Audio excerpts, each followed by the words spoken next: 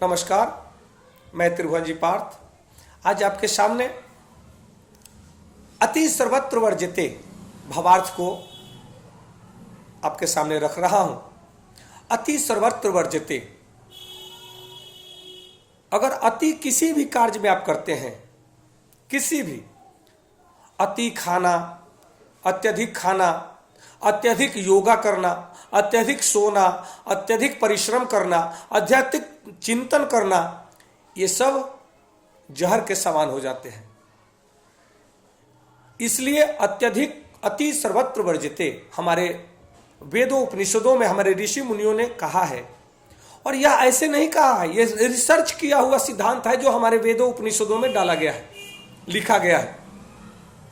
तो अति सर्वत्र वर्जिते, योग भी हम कितना करें कि हमारे शरीर के लिए कौन सा योग, कितना योग करें कि हमारा शरीर स्फूर्तिवान रहे, एनर्जेटिक रहे और स्वस्थ रहे,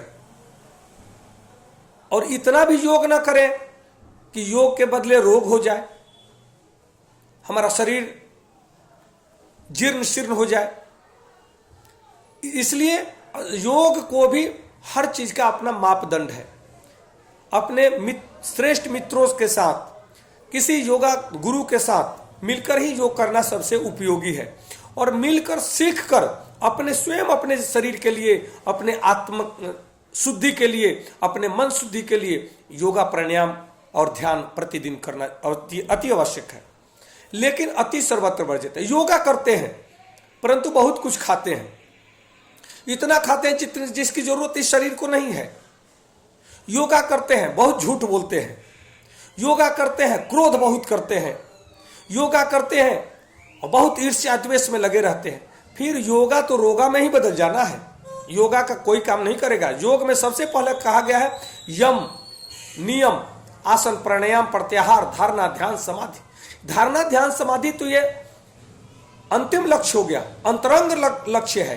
परंतु बहिरंग जो लक्ष्य है कि संसार में रहते हुए संसार में लिप्त नहीं होना, क्षमा करना, त्याग करना, झूठ नहीं बोलना, चोरी नहीं करना, अत्यधिक नहीं रखना, या अत्यधिक नहीं सोना, अत्यधिक नहीं चलना, अत्यधिक नहीं मेहनत करना, अत्यधिक नहीं खाना, इस पर संतुलित रखना।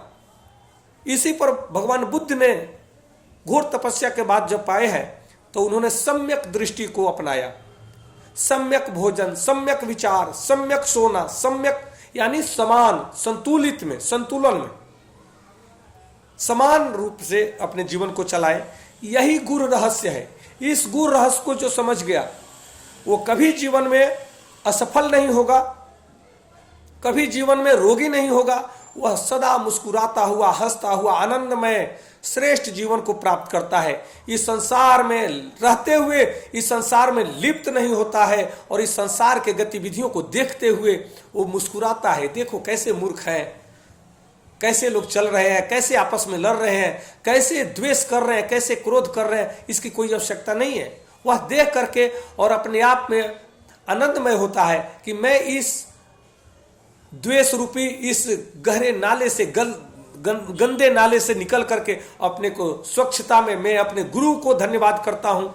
सब अपने गुरु को धन्यवाद कीजिए, अपने ईश्वर को धन्यवाद कीजिए, ऋषि मुनियों को धन्यवाद कीजिए कि जिनके बताए सूत्रों के माध्यम से हम इस दलदल से निकल करके, दुख रूपी दलदल से निकल करके हम एक आनंदमय, श्रेष्ठ और निरोगी जीवन जीने के अधिकारी बन रहे हैं। नमस्कार, धन्यवाद।